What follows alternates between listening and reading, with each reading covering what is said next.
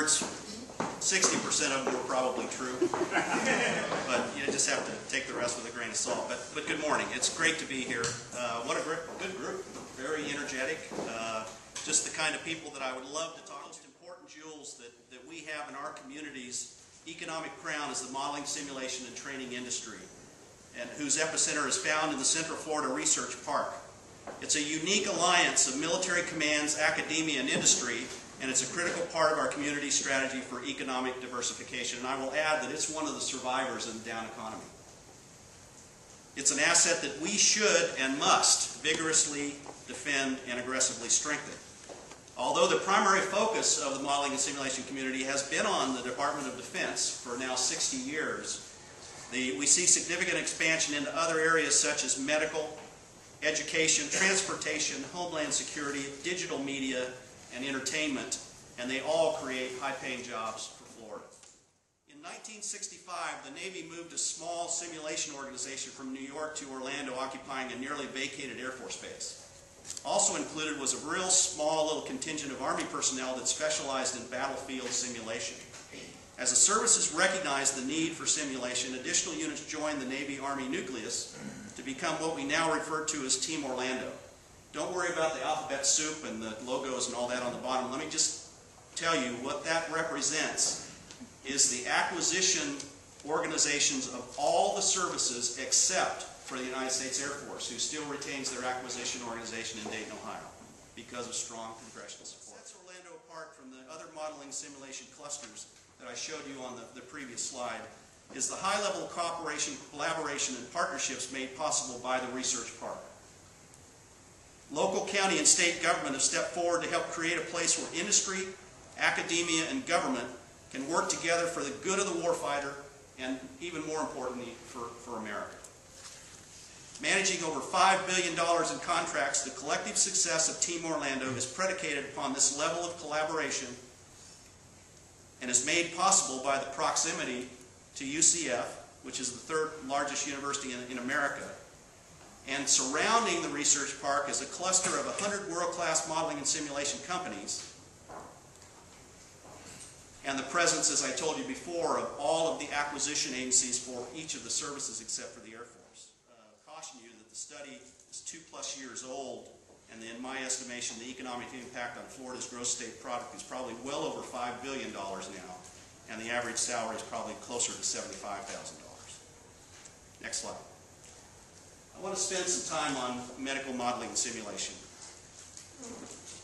For all the reasons that I talked about, the close cooperation between industry, academia, and government, the research park and how that is a catalyst for bringing those stakeholders together.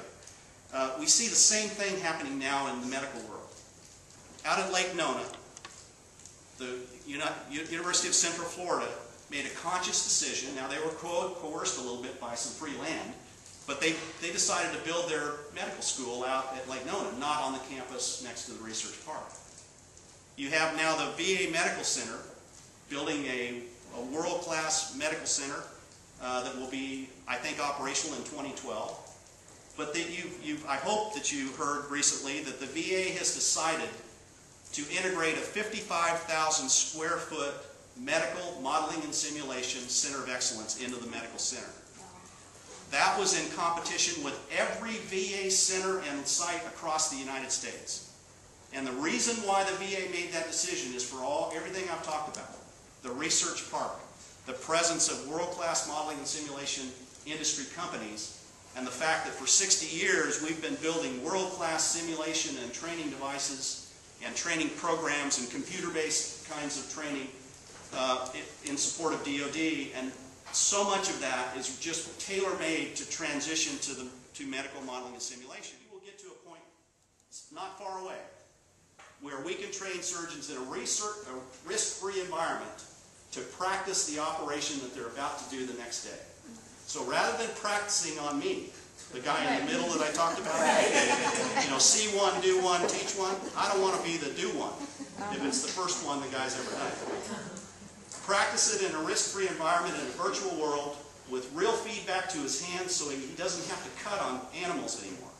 We don't have to maintain cadavers at great expense in our medical schools.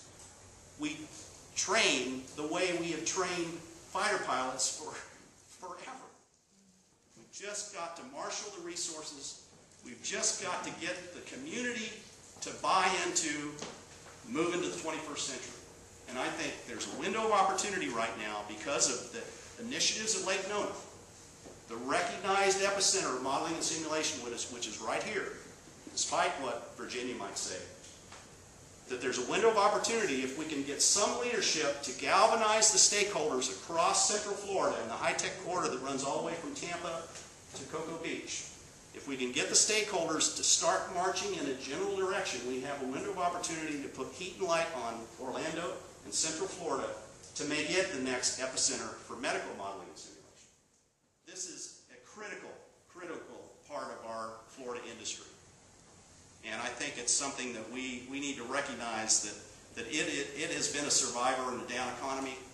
It is diversification of the Florida economy, and it is not related to entertainment, to tourism, but you saw the dollar numbers that I put up there, the numbers of jobs that are surrounding this. It's important. And so let me go back to my first point. Next slide. This used to be one of the best kept secrets of our community. And the unique alliance of the military commands, academia, and industry is now a critical part of our community's strategy for economic diversification, and an asset which we must vigorously defend and aggressively strengthen. Our challenge is to recognize the value of this industry, to come together and do all we can to grow, maintain, and enhance one of the jewels in the crown of Florida industry.